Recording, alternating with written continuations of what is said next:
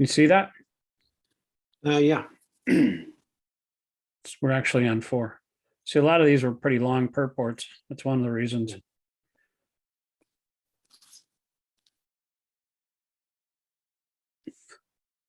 You know, I think reading the Bhagavad-gītā is a lot more fun than going to the dentist. Don't you think that? I just got dental insurance again. Okay. My wife had me on her plan, but then, you know, I dropped it because I thought it was, Medicare would cover it, but it doesn't, because I dropped Medicare Part B, which I think is a big scam. And so I got on it again. So I'm going to have to go to the dentist here pretty soon. I don't have very many teeth left to take care of. I got like partials, as anybody could tell by listening to me for 5 minutes. Yeah, last time I went there, they took about 7 teeth out of my mouth. Oh, okay. The dentist said there was a war going on in my mouth. It's not a good thing. So text 4, you want to read? Sure.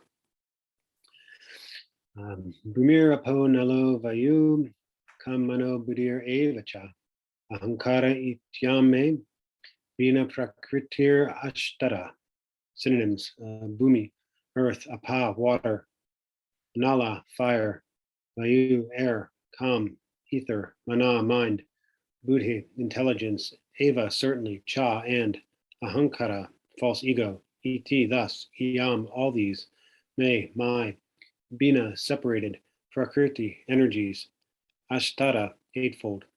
Translation: earth, water, fire, air, ether, mind, intelligence, and false ego. Altogether, these 8 constitute my separated material energies. Purport. You can read the first paragraph with the Sanskrit as well. Okay. The science of God analyzes the constitutional position of God and his diverse energies. Material nature is called Prakriti, or the energy of the Lord in his different Purusha incarnations, expansions, as described in the Narada Pancharatra, one of the Sattva Tantras. Vishnos tu trini rupani Purusha hani athovidu ekam tu mahata shwastir Dvityamtva anad samstitam trityam sarvabhuta sam tani natva vimuchyate. For material creation, Lord Krishna's plenary, what's that? Yeah, go ahead and read it. Lord Krishna's plenary expansion assumes 3 Vishnus. The first one, Mahavishnu, creates the total material energy, known as the Mahatattva. The second, Garbhodaka Shri Vishnu, enters into all the universes to create diversities in each of them. The third, Kshirodakshayi Vishnu, is diffused as the all-pervading supersoul in all the universes and is known as Paramatma. He is present even within the atoms. Anyone who knows these 3 Vishnus can become liberated from material entanglement. Yeah, right now I'm, who embodies all of these are manifestations, all these 3 Vishnus. You know where they come from?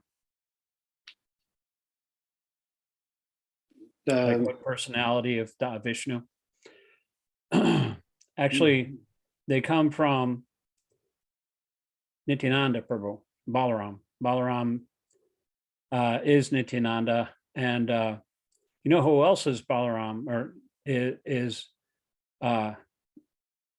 Lakshman, Ram's companion, and also Lord Chaitanya's brother, Vishvarup. I'm just reading the chapter right now. The Vishvarup, he was Lord Chaitanya's, his real brother. And he went and took sannyas. I'm reading the chapter where he took sannyas, broke his parents' heart, but he couldn't stand to be around all the materialists there. And so he just took off for the forest. And and also Sheshanag, Ananta Shesh is also an expansion of Balaram Nityananda. The 1,000-headed snake that lives below the Patala Loka. subterranean heavenly planets. This material world is a temporary manifestation of one of the energies of the Lord. All the activities of the material world are directed by these three Vishnu expansions of Lord Krishna. These Purushas are called incarnations. Generally, one who does not know the science of God, Krishna, assumes that this material world is for the enjoyment of the living entities, and that the living entities are the Purushas, the causes, controllers, and enjoyers of the material energy. According to the Bhagavad-gītā, this atheistic conclusion is false. In the verse under discussion, it is stated that Krishna is the original cause of the material manifestation.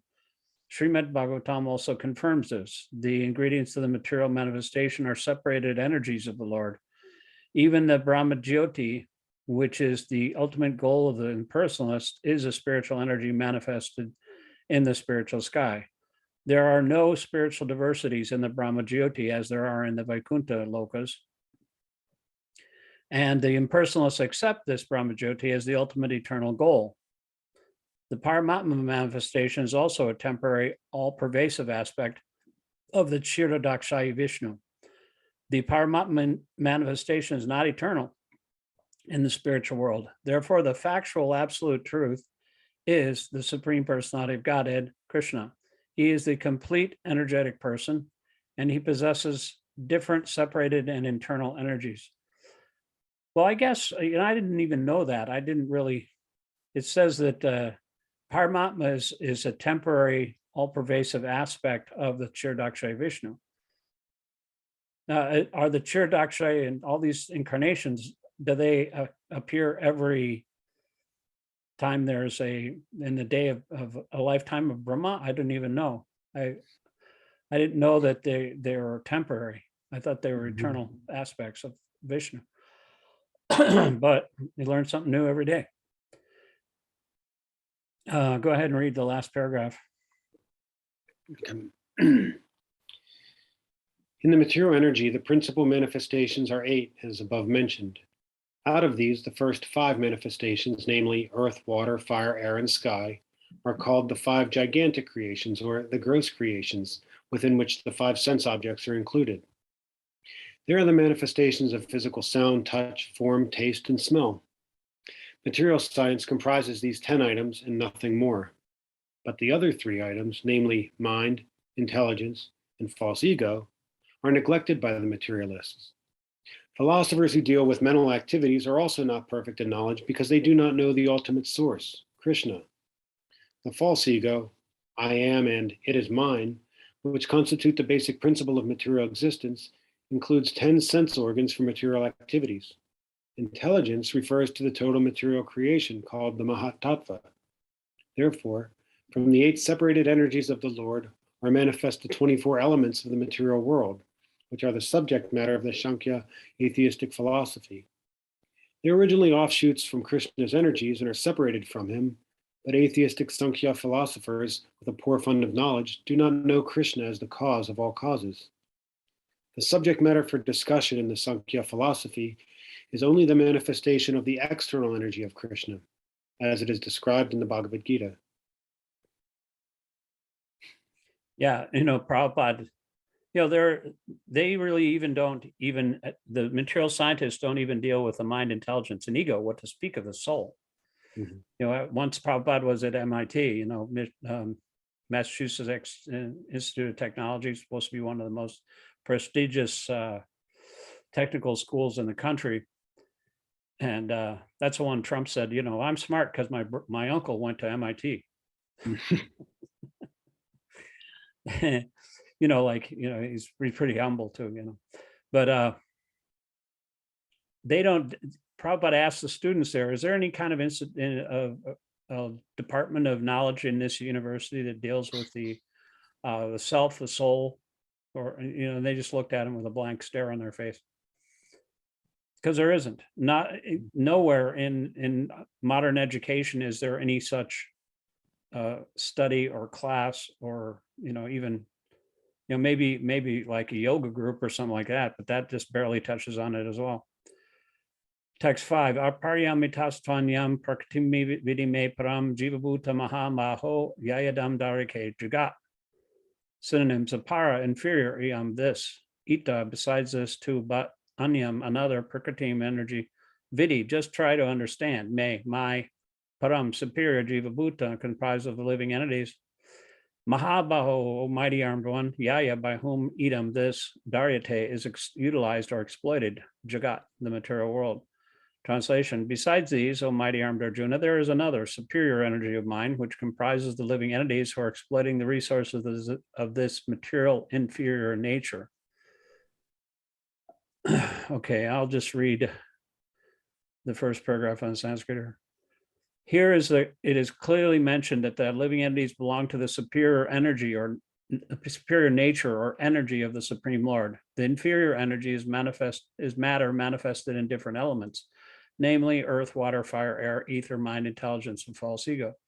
Both forms of material nature, namely gross, earth, etc., and subtle, mind, etc., are products of the inferior energy. The living entities who are exploiting these inferior energies for different purposes are the superior energy of the Supreme Lord, and it is due to this energy that the entire material world functions. The cosmic manifestation has no power to act unless it is moved by the superior energy, the living entity. Energies are always controlled by the energetic, and therefore the living entities are always controlled by the Lord. They have no independent existence. They are never equally powerful as unintelligent men think. The distinction between the living entities and the Lord is described in Srimad Bhagavatam as follows. Aparit mitta durvas tanabrito yada saragatas tarhi nasasyateti niyamo durva netarata ajani cha yanmayam tad avimucha niyantri bhavet samam ajanatam yad atmatam matadustatya.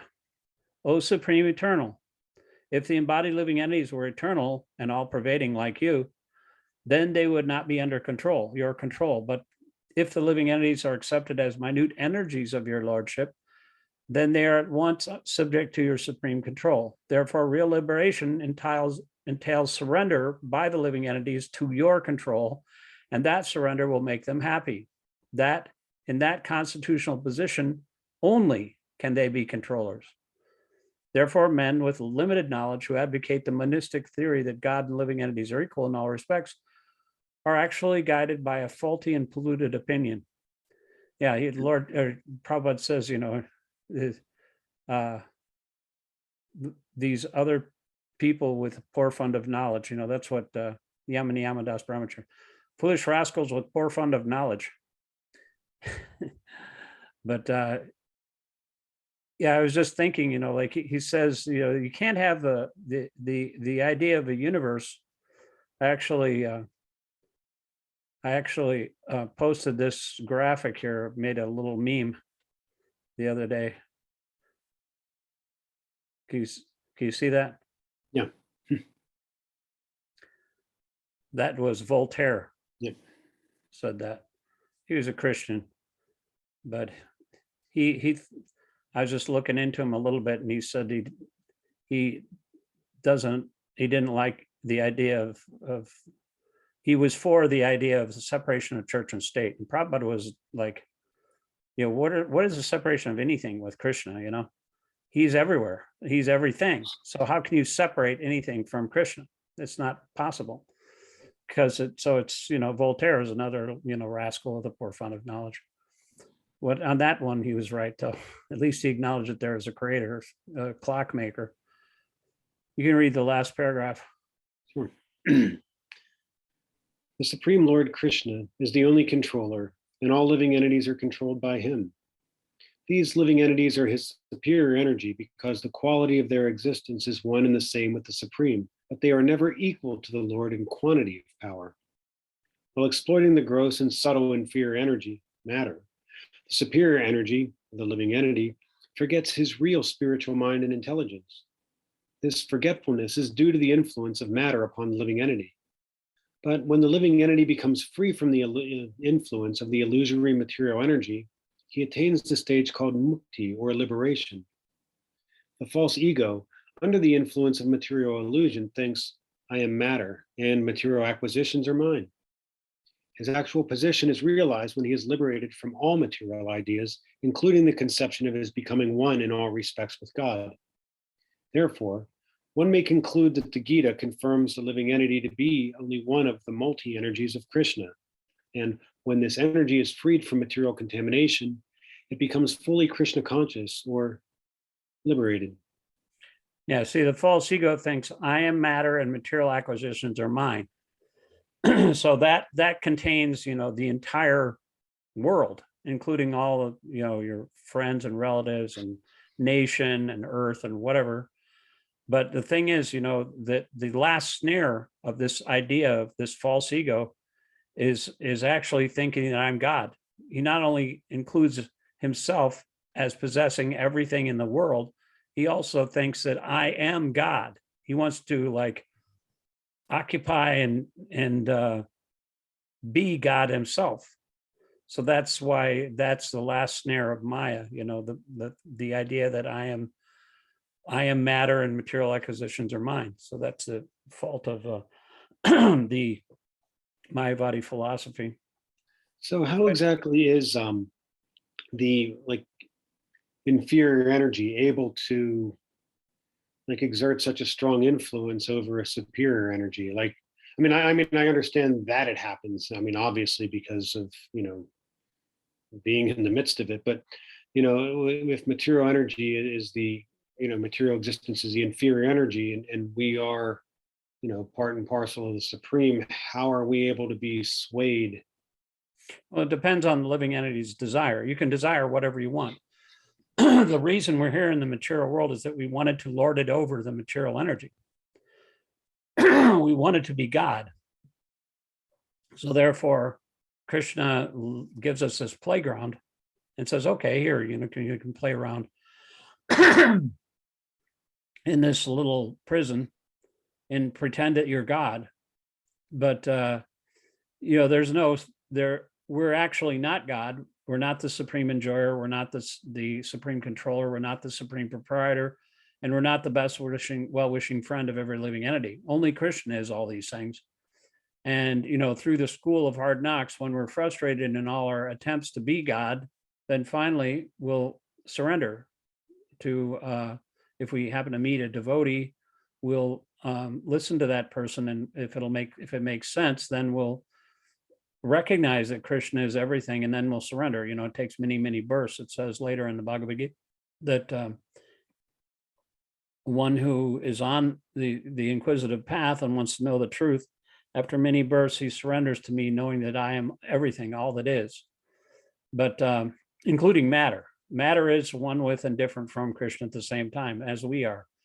Everything is one with and different from Krishna, Chintya Bheda Bheda Tattva, which is simultaneously and inconceivably the same and different. That's the perfect philosophy of Lord Chaitanya.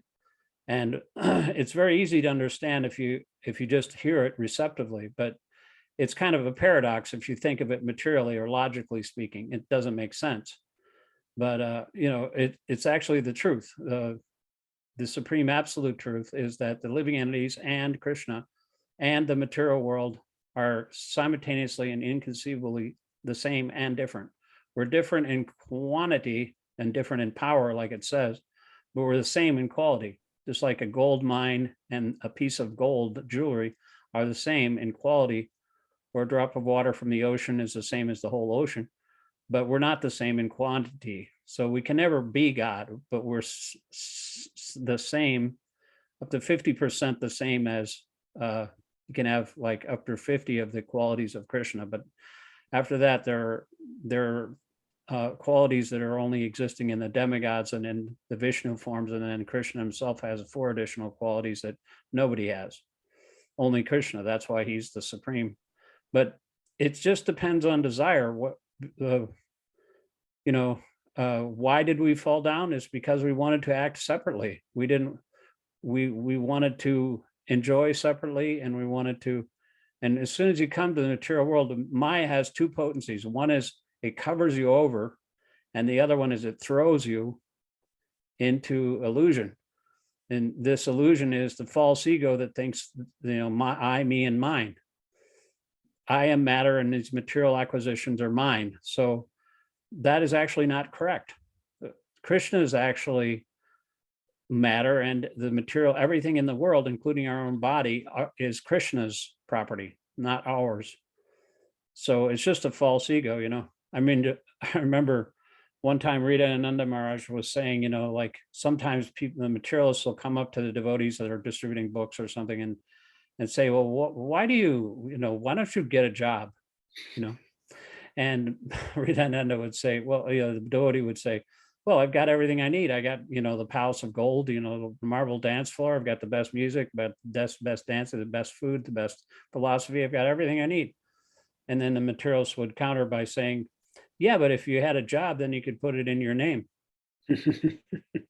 So, it's just a material conception. You have the facilities of all these wonderful things. What is the need to claim it's mine? That's a completely false idea anyway.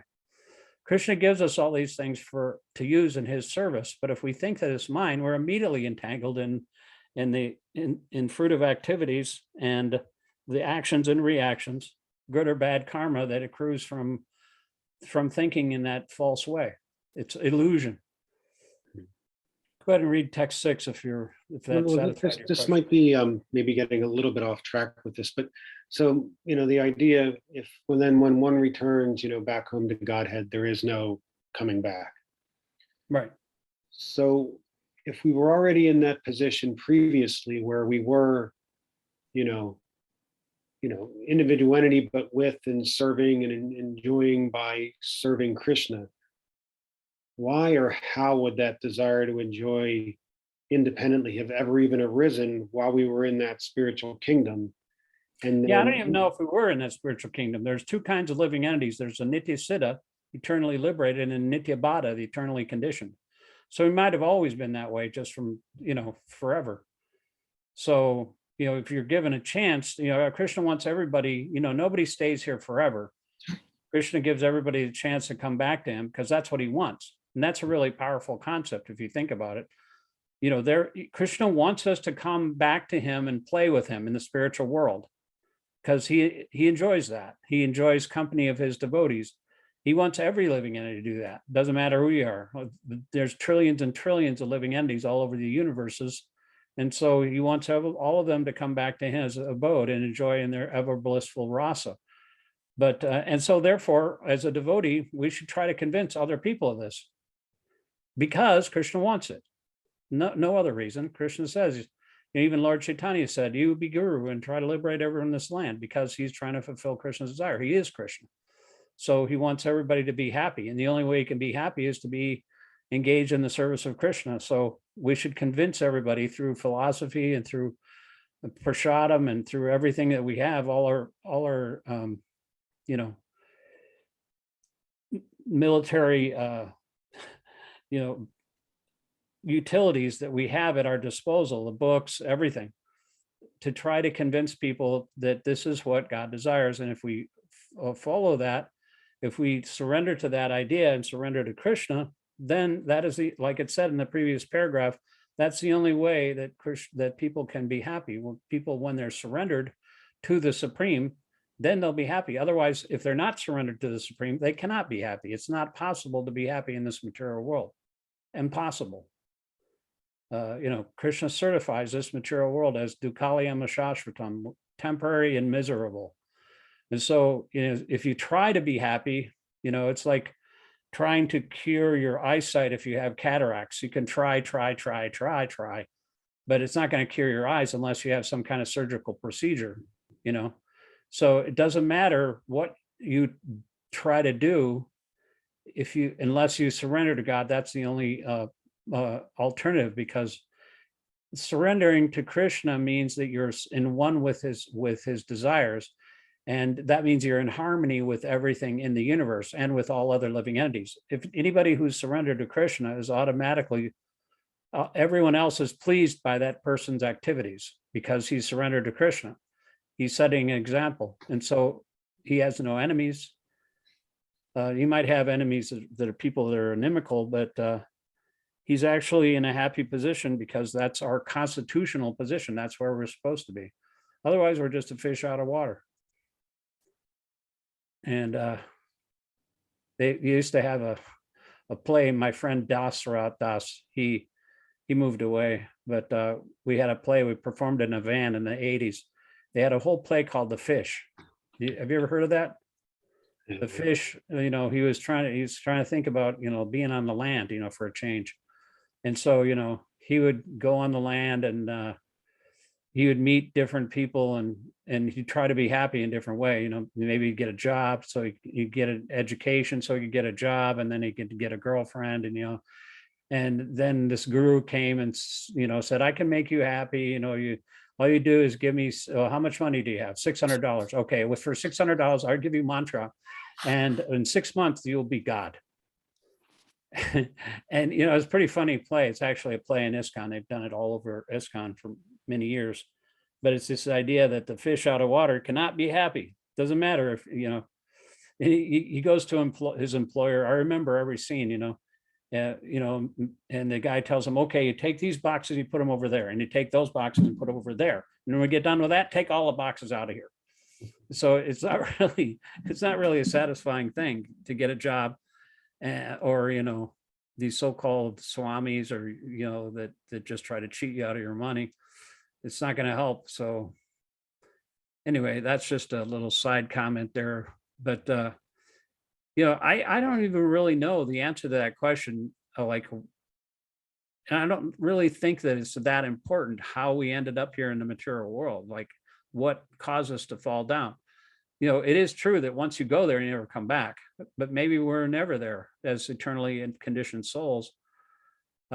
Maybe we always wanted to enjoy separately from Krishna. We're just, that's our mistaken thought. But that's a good question.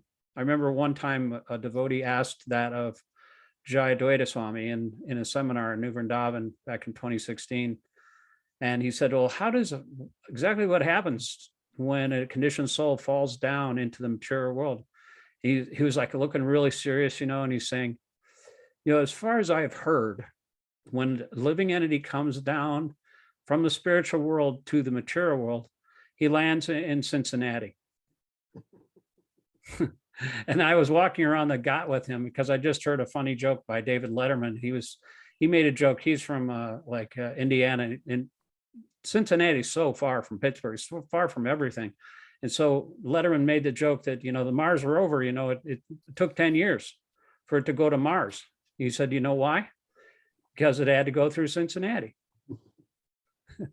So it's kind of a mystery. I don't know if I've never really read anything definitive, but all I know is that there are two kinds of souls: the eternally conditioned and the eternally liberated.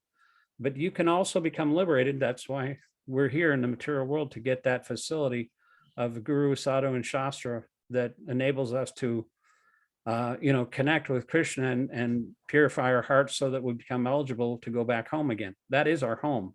And once you go there, Krishna says, and I believe him, once having gone there, you never return, So that's another question. You have to ask somebody who's more learned than I am, because I don't know if we were all originally in the spiritual world. We're all separated parts and parcels of Krishna, and we're one with him in quality, but I don't know where we've been, and it probably really doesn't matter. It's just that you have to get out of this material world somehow or other. And it's complicated, the karma and everything that all we've gone through to get here to where we are. It's really difficult to understand, but in some ways, it doesn't matter. On Google Drive. Oh, holy Krishna. I don't know why this started recording something. It started playing. Sometimes every time okay, now I think it's working. Say something. Can you hear me? Yeah. Okay, good. Okay. Anyway, this is your turn, right? Text 6. 6.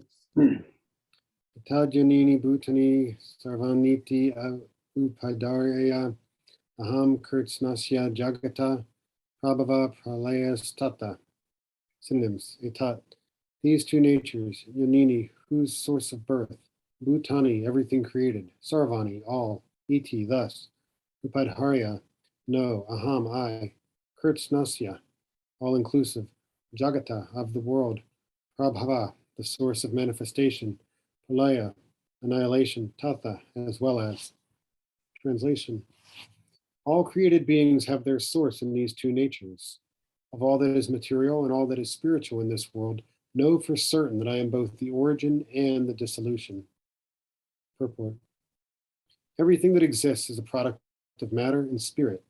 Spirit is the basic field of creation, and matter is created by spirit.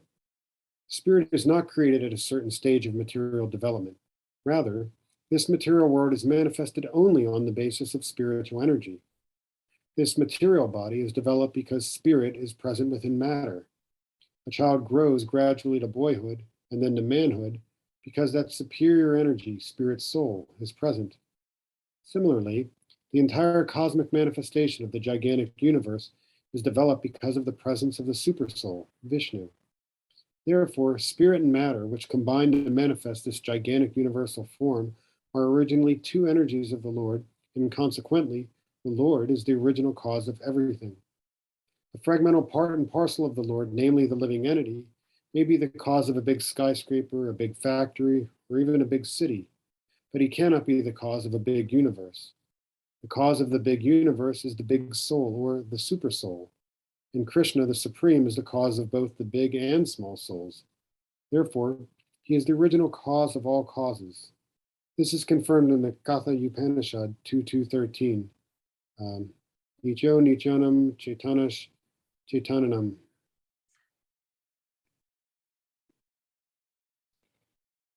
That's the supreme eternal among all eternals. That's who Krishna is. He's a cause. Original eternal, Nityo, means Nityanam. The living entities are also eternal.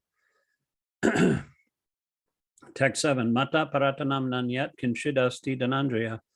Mai sarvam idam protam sutre mani ganaiva. Synonyms: mata, beyond me, parataram, superior, not. Anyat, kinshit, anything else, asti, there is, dhananjaya, O conqueror of wealth. Maya, in me, sarvam, all that be, sidam, that which we see, protam, is strung, sutre, on a thread, manigana, pearls, eva, like.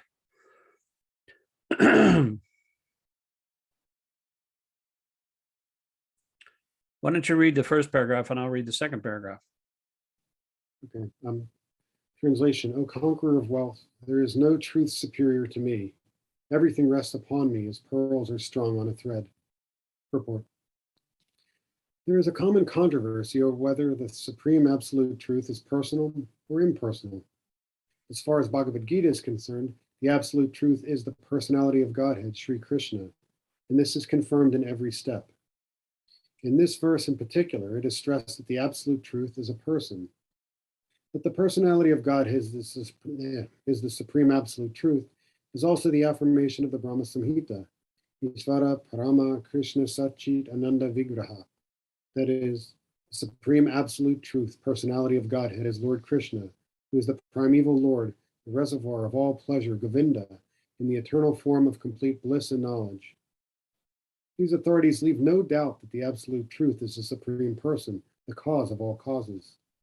The impersonalist, however, argues on the strength of the Vedic version given in the Śikṣāṣtaka Upanishad 3.10, Tato yad uttara taram tad arupam anam mayam ya etad vidur amritaste bhavanti athetare dukham evapiyanti.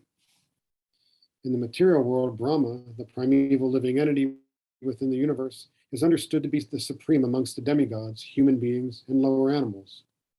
Beyond Brahma, there is the transcendence, who has no material form and is free from all material contaminations. Anyone who can know him also becomes transcendental, but those who do not know him suffer the miseries of the material world. The impersonalist puts more stress on the word arupam. But this arupam is not impersonal. It indicates the transcendental form of eternity, bliss, and knowledge, as described in the Brahma Samhita quoted above. Other verses in the Śikṣāṣtaka Upanishad 3, 8, and 9 substantiate this as follows. Vedaham etam purusham mahantam aditya varnam tamasa parastat tam eva viditvati mrityumeti nanyat panta vidyat yati yanaya yasmat param na param asti kinchit yasmam nanio no nyayo sti kinchit Śikṣāṣtra sabdo divitistatyekas tanedam purnam purushena sarvam. I know that Supreme Personality of Godhead, who is transcendental to all material conceptions of darkness, only he who knows him can transcend both the bonds of birth and death. There is no way for liberation other than this knowledge of that Supreme Person. There is no truth superior to that Supreme Person because he is the supermost. He's smaller than the smallest. He's greater than the greatest. He's situated, I love this verse. He's situated as a silent tree, and he illuminates the transcendental sky as this tree spreads its roots. He spreads his extensive energies. Isn't that a beautiful metaphor? From these verses, one concludes that the Supreme Absolute Truth is the Supreme Personality of Godhead, who is all-pervading by his multi-energies, both material and spiritual. You can go ahead. Text 8. Can you scroll up a little bit, please? Rasoham apsu kunteya prabham hasmi shashri suryo or suryayo nava sarva vedeshu shabda ke purusham nurshu. Synonyms: Nasa, taste, aham, I, apsu, in water, kuntiya, O son of Kunti, prabha, the light, asmi, I am, shashi suryayo, of the moon and the sun, Nava, the three letters A-U-M, sarva, in all, Vedeshu, the Vedas, shabda, sound vibration, K, in the ether, purusham, ability, nurshu, in men. Translation: O son of Kunti, I am the taste of water, the light of the sun and the moon, the syllable Om in the Vedic mantras. I am the sound in ether and ability in man. Purport. This verse explains how the Lord is all-pervasive by his diverse material and spiritual energies. The Supreme Lord can be preliminarily perceived by his different energies, and in this way he is realized impersonally. As the demigod in the sun is a person and is perceived by his all-pervading energy, the sunshine, so the Lord, although in his eternal abode, is perceived by his all-pervading diffusive energies. The taste of water is the active principle of water. No one likes to drink seawater because the pure taste of water is mixed with salt. Attraction for water depends upon the purity of the taste, and this pure taste is one of the energies of the Lord. The impersonalist perceives the presence of the Lord in water by its taste, and the personalist also glorifies the Lord for his kindly supplying tasty water to quench man's thirst. This is the way of perceiving the Supreme. Practically speaking, there is no conflict between personalism and impersonalism. One who knows God knows that the impersonal conception and personal conception are simultaneously present in everything, and that there is no contradiction.